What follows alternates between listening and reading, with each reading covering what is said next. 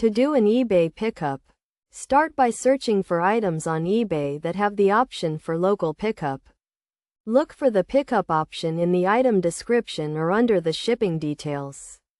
This option allows you to purchase an item and pick it up from the seller in person, which can save you money on shipping costs.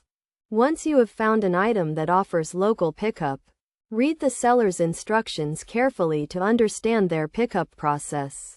Some sellers may require you to contact them to arrange a pickup time, while others may have specific pickup hours or locations. When you are ready to make a purchase, click the Buy It Now button or place a bid on the item. If you win the auction or purchase the item, the seller will typically send you a message with instructions on how to arrange the pickup. To arrange the pickup, respond to the seller's message and propose a few dates and times that work for you. Be sure to include your contact information, such as your phone number, so the seller can reach you if needed. The seller will then respond with a confirmed pickup time and location.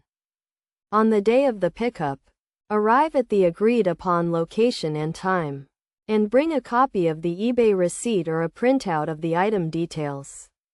This will help the seller verify that you are the correct buyer. When you meet the seller, inspect the item carefully to make sure it matches the description and is in the condition you expected.